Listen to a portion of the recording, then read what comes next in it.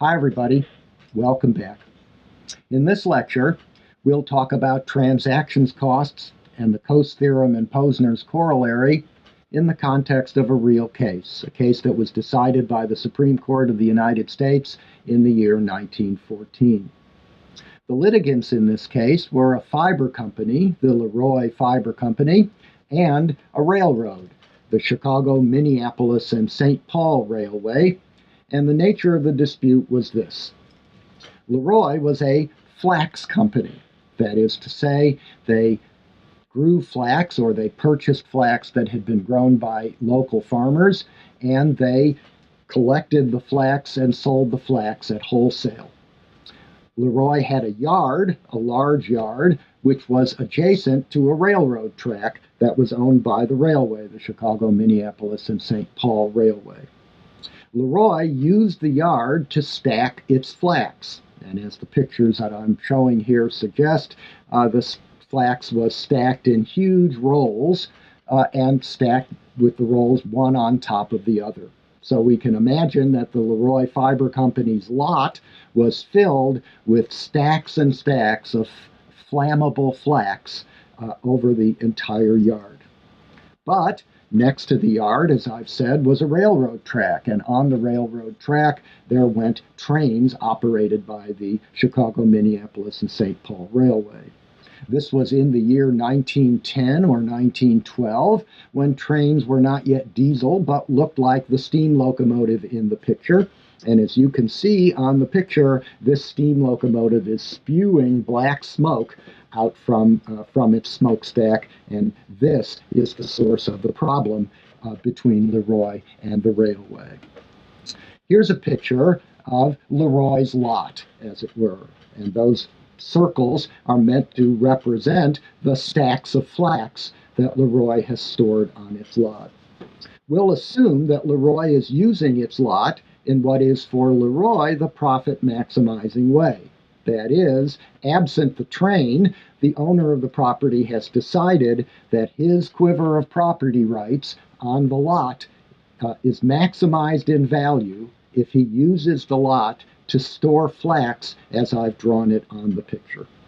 But as you can see, the flax lot is adjacent to a railroad track, and on the railroad track, we'll assume there is a train. I'm not an artist, but you'll get the idea. There's a locomotive, and it's chugging down the track. And of course, as the locomotive chugs down the track, as we saw in the earlier picture, it spews smoke. And in the smoke are embers. That is to say, the locomotive runs when somebody shovels coal into the engine.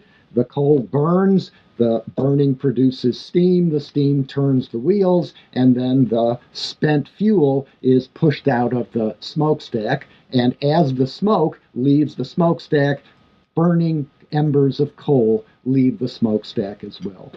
And as it turns out, as the train goes faster and faster, the smoke is churned out with more and more energy, and the embers go further and further away from the train. So if the train is operated slowly, it will come down the track, as it were, and it will toss sparks a little bit of the way into Leroy's yard. But if the train is going faster than that, then it will throw the same smoke and the same embers further afield, further away from the tracks, and therefore further into Leroy's lot. So we have a situation where if the railroad operates its trains, it will toss sparks into Leroy's lot, and the sparks have the potential of setting the flax on fire and burning down the entirety of the property that is stored on the lot. So there's a dispute, and the dispute arises as follows. One day, the railroad was operating a train along this track, and all sides agree that the train was being operated carelessly, negligently, to use the legal term. What this almost certainly means is that the train was going too fast, and we can imagine what it was that made the engineer of the train drive it too fast, He was, after all, riding from Chicago to St. Paul, a distance of about 400 miles. In those days, there wasn't much between Chicago and Minneapolis except open territory and the occasional Leroy Fiber Company.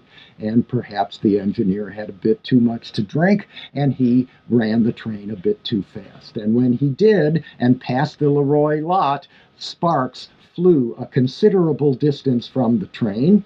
They landed in Leroy's lot, and Leroy's flax burned, costing Leroy an enormous amount of money. And so Leroy sued the railroad in federal court in Minneapolis, hoping to get the railroad judged liable for paying for the damages to Leroy's lot. All sides agreed, or the jury determined, that the railroad was operating its train negligently.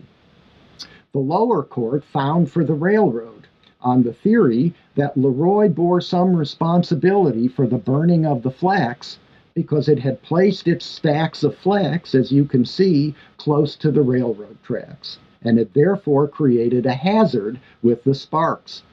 Because the railroad was there first, the lower court said, Leroy knew that there was a danger that the sparks might come from the engine and burn down the flax, and therefore the lower court said, despite the fact that the train was being operated negligently, Leroy was also negligent or careless because it had placed its flax too close to the tracks and created the hazard that the train would in fact toss its sparks into the lot and burn it all to a crisp.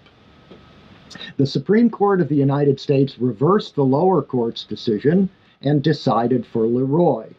And its argument was that the crucial fact was that the railroad had been operating its train negligently. And the court held, since the railroad had operated its trains negligently, Leroy had no obligation, no duty to account for the negligent operation of the train, and therefore it had no duty not to store its flax close to the track because it was said only the negligently operated train had caused the fire. So for the Supreme Court, the fact of Leroy's carelessness was not at issue because Leroy, in the view of the court, could not have its use of its own property limited by the negligent operation of the railroad's train. What's really of interest to us is not the majority decision or the lower court decision, but a very brief concurring opinion in the case by Oliver Wendell Holmes, a very famous judge. Holmes agreed with much of the majority's decision in ruling on the case, but he was moved by the notion of the lower court that Leroy might have borne some responsibility for the damages that were done to its flax because it had acted carelessly in placing its flax too close to the track.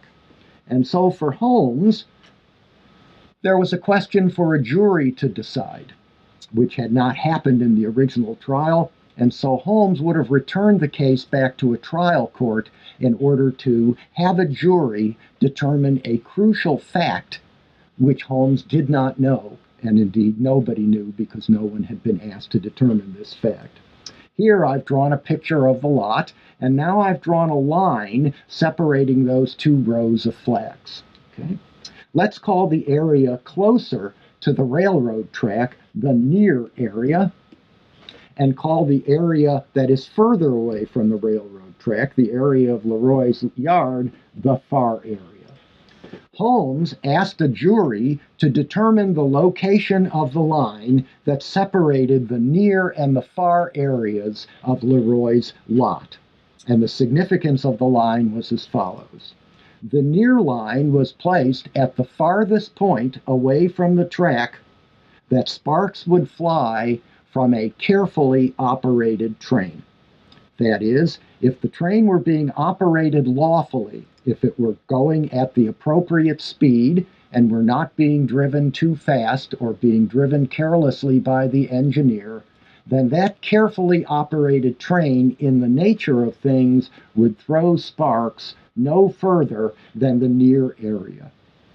Only a negligently or carelessly operated train, one that was going too fast, would be able to get sparks from the track all the way down into the far area. And so Holmes's idea was this: the jury should identify, on the basis of the facts of the case, the location of the line separating the near area from the far area. And for Holmes, once that line's location had been determined, Leroy would pay for the damages caused by fires in the near area, and the railroad would pay for damages caused by fires in the far area. That is, Leroy would be required to anticipate that carefully operated trains would regularly come by its yard and throw sparks in the near area. Since the railroad was there first for Holmes, it had the ability, it had the right, let's call it, to throw those sparks in the near area if its trains were being operated carefully. The only time that the railroad should be responsible for the damages caused by the fire, Holmes argued, was when the railroad was acting negligently, and if it was acting negligently, it would toss its sparks all the way to the far area of the yard. So the question then becomes, who should have the property right to throw sparks in the near area of Leroy's yard? Notice that Holmes's resolution of the case would define a new property right associated with the object of Leroy's lot. And this new property right would be the property right to throw sparks from a carefully operated train onto Leroy's yard in the near area. So for Holmes, he would decide the case first by having the jury decide where the near area and far area were, and then Holmes would go back into the chambers, bring back an arrow with a tag that said the bearer of this arrow has the right to throw sparks into the near area of Leroy's yard, and Holmes would give this right to the railroad without having the railroad purchase it from the Leroy Fiber Company or, heaven forbid, purchase it from the court. Obviously, that would be bribery, and as we've said earlier, we'll assume that doesn't happen.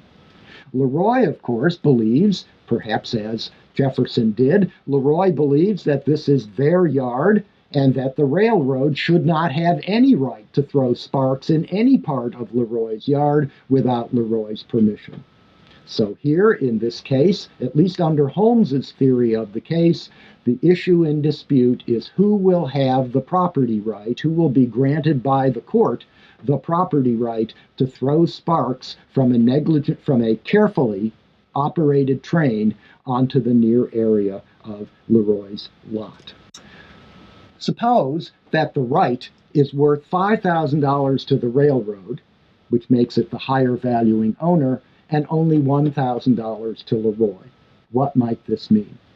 If the railroad has the right, then in fact it can toss those sparks in Leroy's yard and not worry about paying for any fires. But if it doesn't have the right, then it must either buy the right from Leroy and then throw the sparks in the near area of the yard, or if Leroy chooses not to sell, then the railroad must adapt either by not running trains past Leroy's yard at all, or by building a spur on the track that moves the engine away from Leroy's lot and therefore presents no danger of tossing the sparks from the now moved tracks onto Leroy's lot. Suppose it costs the railroad $5,000 to build that spur or to stop operations. That is to say, if the railroad does not have the right, then it will bear a $5,000 cost in altering its operations to account for the liability that it will bear if sparks are tossed onto Leroy's lot. On the other hand, the property right in question, we'll assume, is worth only $1,000 to Leroy. I suggested earlier that before the dispute, Leroy was almost certainly using the lot in a profit-maximizing way. That is, that the owner of the lot had decided that he could maximize the value of all of the property rights in the lot by storing flax close to those tracks. If he is no longer in a position to do that because the property right has been awarded to the railroad, then the property owner the Leroy will have to adjust to the operation of the railroad. If the railroad has the right, then the owner knows that if he puts his flax in the near area and a fire is caused, the railroad will not be charged, and the owner will have to bear the costs of the fire himself. So we'll assume he'll have to move the flax away from the near area, and this will reduce the profitability of his business. If it didn't, he'd have done this to begin with. So we can assume that by moving that use of the land from the best use, storing flax, to the next best use for Leroy, which is leaving it open so that nothing catches fire, we'll assume that Leroy's profits are reduced by $1,000, and so the value of the property right to Leroy is $1,000. If the property right is in Leroy, it will sell it for something more than $1,000. If it's in the railroad, Leroy will only pay up to $1,000 in order to purchase the right. We see by these numbers that the railroad is the higher valuing owner, and the Coase theorem would apply if transactions costs are low, as they might well be in a case where there's a single railroad and a single Leroy Fiber Company. And if transactions costs are low, the right will end up with the higher valuing owner no matter how the court decides.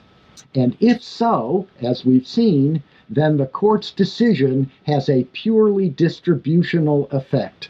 That is, the Coase theorem suggests that no matter how the court decides the case, the property right will ultimately wind up in the hands of the highest valuing owner, and efficient allocation of property rights will be achieved, but the values that are realized by the railroad and Leroy will obviously depend on who it is that wins the case, who it is that gets the property right to toss those sparks initially.